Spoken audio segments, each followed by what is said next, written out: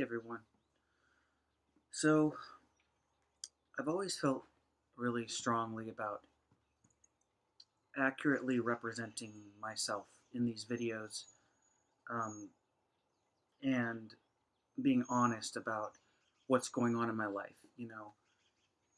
Nothing irritates me more than, basing something I do or know on something that someone has presented that is untrue. And so I work really, really hard to not be that person essentially. But admittedly, sometimes that's really hard to do, especially when you're documenting something on a public forum and something that's really personal. So sometimes it takes a long time for me to come and talk about what is going on in my life or what has went on in my life.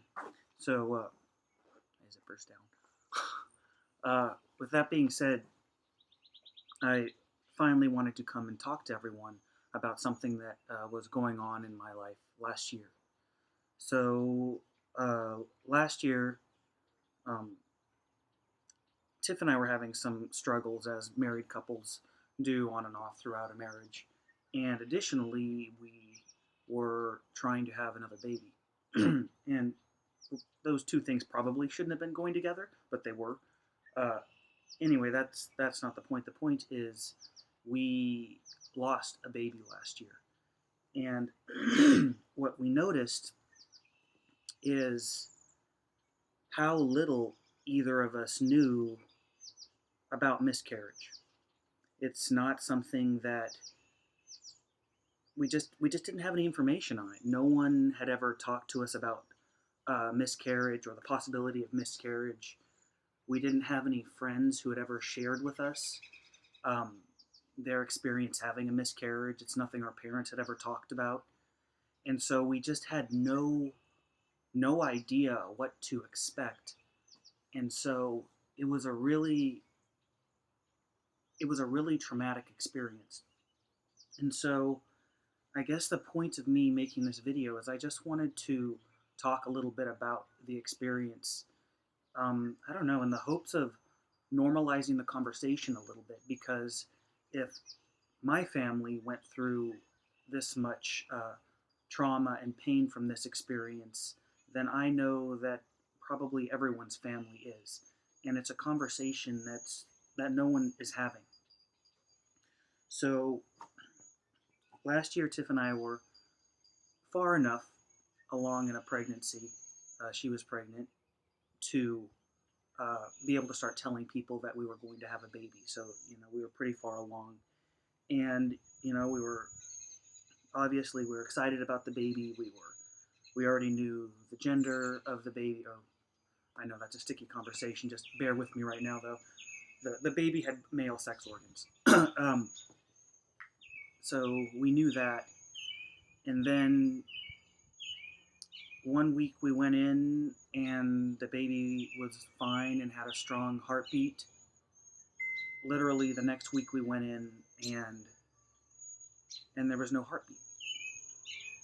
Um, and that's actually it was unexpected because everything was great, everything was fine, and it was just something that happened. There was no fault involved. Nothing happened to threaten the pregnancy.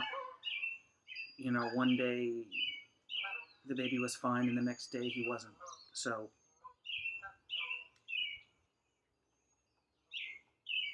there was that. So anytime you hear a miscarriage story, that's as far as anybody gets with it. They never talk about anything else. But the reality of it is, even when you lose, even when you lose a baby, there's still a mountain to climb emotionally because the poor mother still has to deliver the dead baby. You know, whether that's done at the hospital or done at home. And so Tiff and I, our belief with giving birth is we were going to try to have a home birth, just like we tried with Zane. So Tiff wanted to have the baby at home. So what we were left with was Tiffany and I delivered the baby alone at home together. And what that means is that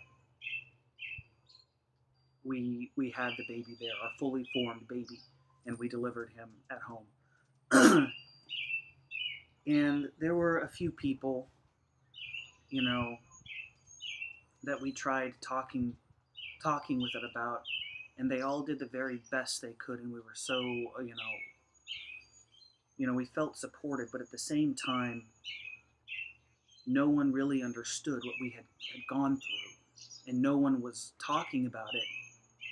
But after I started talking about it a little bit, the stories started coming out about people who had survived similar things, and they felt the same way. They weren't prepared. No one talked about it, and miscarriage is real, and it is a hardship that a great many families go through, and it's devastating to families, especially when a baby is relatively far along, and the mother, the father, they all feel guilt on various levels, even though there was no fault involved.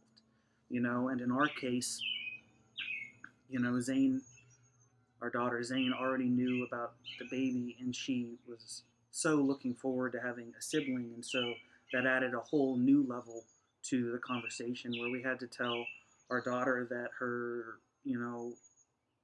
little brother essentially died, and explaining that to a 4-year-old isn't an easy thing to do. She doesn't understand at all. So I don't know. I don't really know that there's a certain point to this video, other than my wish is that the subject of miscarriage, just in general, could be talked about more freely. And so I felt like the place to start was by sharing my story freely, even though it's a difficult story to share, obviously. It's taken me a year to share it. So I just wanted to do that, and just also just normalize my family. All about me and my family is what I present here on YouTube, and so I work really hard to be honest about that. It's not a picture perfect family. We have terrible things happen, just like everybody else. We go through hard times and struggles, and we do our best to get back on top.